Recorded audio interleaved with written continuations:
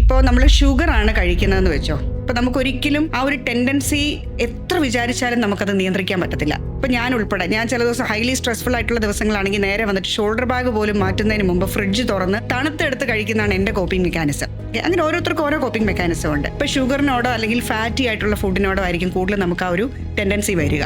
അത് ഒഴിവാക്കാൻ നമുക്ക് പറ്റില്ല എന്നുണ്ടെങ്കിൽ ഇതിനെ കൗണ്ടർ ചെയ്യാൻ പറ്റുന്ന കാര്യങ്ങളുണ്ട്. ഇപ്പം പ്രോ ഇൻഫ്ലമേറ്ററി ഫുഡ്സിൽ പെടുന്നതാണ് ഷുഗേഴ്സും റിഫൈൻഡ് ആയിട്ടുള്ള ഫ്ലോറുകൾ ഉപയോഗിച്ച് പ്രോസസ്ഡ് ആയിട്ടുള്ള ഫുഡുകളും ഒക്കെ, റിഫൈൻഡ് കാർബോഹൈഡ്രേറ്റ്സ്, ഇപ്പം അതായത് നമ്മൾ ബേക്കറി ഐറ്റംസ്, ട്രാൻസ് ഫാറ്റ് ഒക്കെ കൂടുതൽ ഉപയോഗിച്ചുണ്ടാക്കുന്ന സാധനങ്ങൾ. അതിനെ നമുക്ക് കൗണ്ടർ ചെയ്യാനായിട്ട് ആന്റി ഇൻഫ്ലമേറ്ററി ആയിട്ടുള്ള ഫുഡ്സും കൂടെ അന്ന് ഡയറ്റിൽ ഉൾപ്പെടുത്താം. ആന്റി ഓക്സിഡന്റ് റിച്ച് ആയിട്ടുള്ള ഫുഡ് ഡയറ്റിൽ ഉൾപ്പെടുത്താം. ഇതാണ് നമുക്ക് കൗണ്ടർ ചെയ്യാൻ പറ്റുന്നത്. പലരും വന്ന് ചോദിക്കാറുണ്ട്, ഇതുപോലെ സ്ട്രെസ് ഈറ്റിംഗ് എനിക്കുണ്ട്, അത് റെസ്ട്രിക്ട് ചെയ്യാൻ പറ്റുമോ? റെസ്ട്രിക്ട് ചെയ്യാനായിട്ട് പറ്റില്ല.